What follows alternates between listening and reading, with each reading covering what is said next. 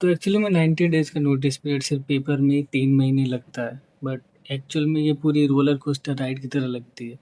And अगर आप भी इन्फोसिस, टीसीएस या एचसीएल या किसी सर्विस बेस में हो और 90 डेज़ का नोटिस पीरियड सर्व कर रहे हो या करने वाले हो, तो आप अकेले नहीं हो।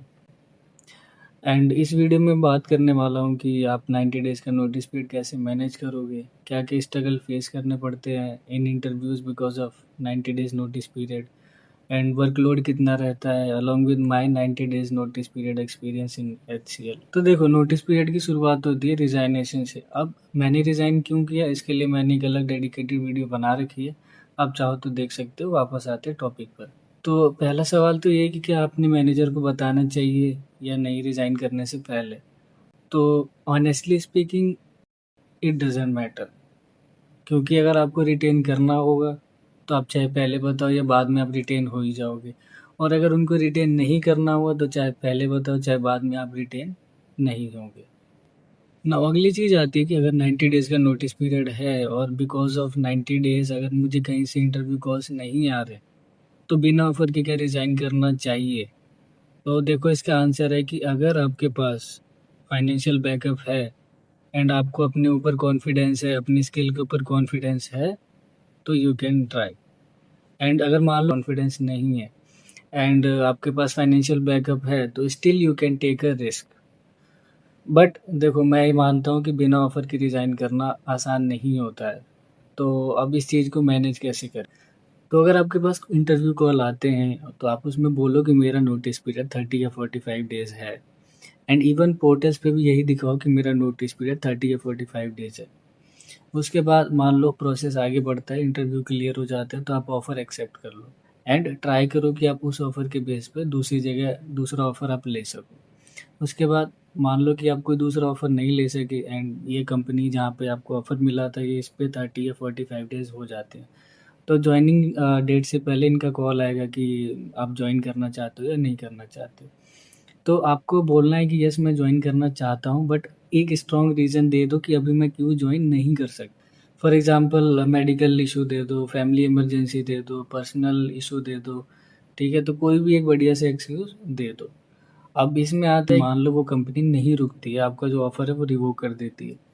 बट स्टिल ये तो अच्छा ही है ना, क्योंकि अब नाउ एक्चुअल में आपका नोटिस पीरियड जो है वो 60 डेज़ बच गया या 45 डेज़ बच गया। तो अब तो आप सही में बोल सकते हो ना कंपनी को कि मेरा नोटिस पीरियड 30 या 45 डेज़ है।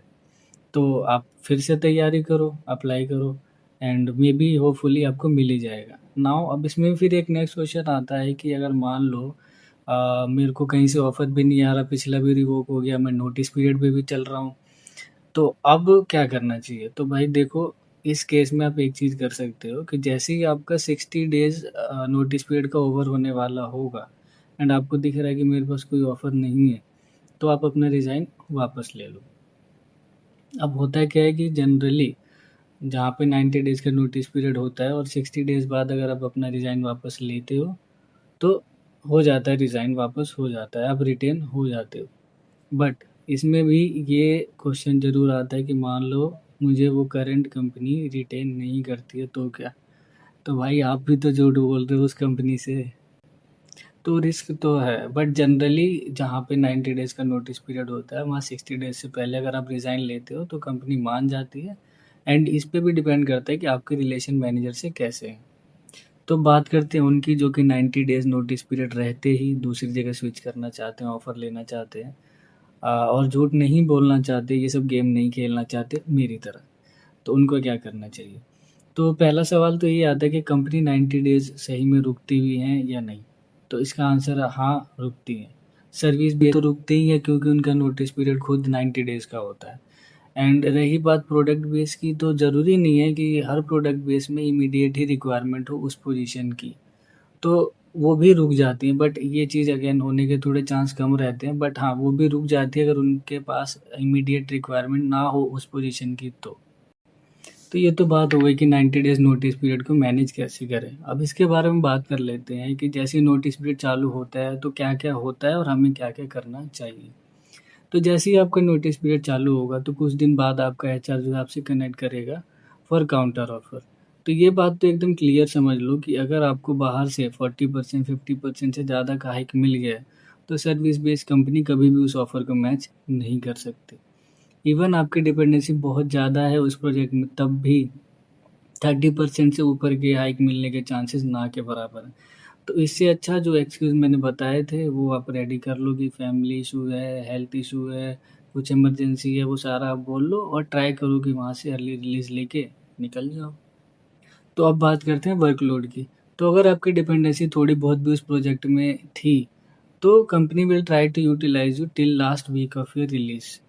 क्योंकि प्रोजेक्ट इम्पोर्टेंट है, एम्प्लॉइज़ आएँगे, एम्प्लॉइज़ जाएँगे, प्रोजेक्ट नहीं रुकना चाहिए। तो आपको अपने काम के साथ-साथ लर्निंग भी इंक्रीज़ करनी है, अपनी प्रिपरेशन भी इंक्रीज़ करना है फॉर अनदर ऑफर।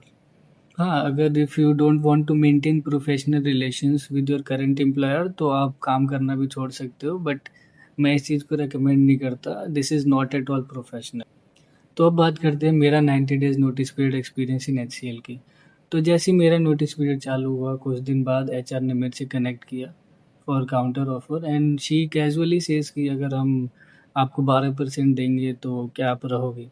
तो मैंने कहा नहीं। तो उन्होंने बोला okay then any number in your mind? So मैंने कहा या अगर if you can match the current offer then I will remain in HCL. तो फिर उन्होंने बोला कि ओके मैं चेक करूँगी and we will connect later. But irony की बात ये है कि कुछ दिन बाद ही उस एचआर ने खुद ही रिज़ाइन कर दिया एचसीएल से एंड फिर मुझे कोई दूसरा एचआर जो है वो अलाइन हुआ एंड उसके बाद मेरे मेरे पास कोई कम्युनिकेशन नहीं आया एचआर की तरफ से।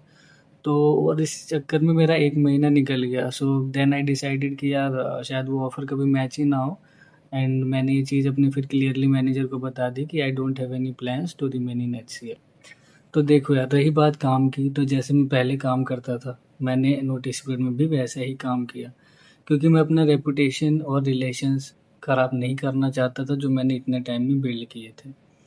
अब देखो 1 महीना तो मेरा सैलरी नेगोशिएशंस में चला गया और 1 महीना ऐसे ही चला गया बिना किसी चीज़ के, तो 2 महीने हो गए।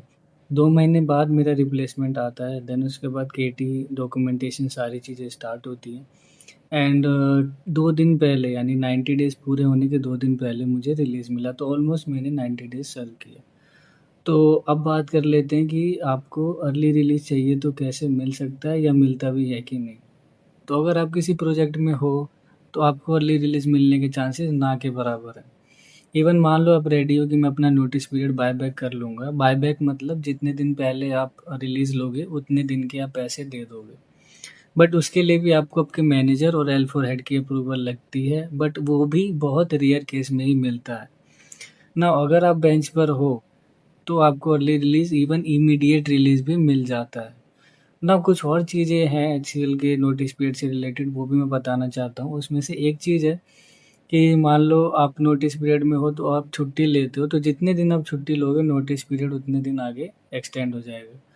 दूसरी चीज़ ये है कि जिस मंथ आप रिज़ाइन करते हो, उस मंथ की सैलरी आपकी होल्ड पर चली जाती है। So this is it regarding this video. Thank you for watching. Signing off.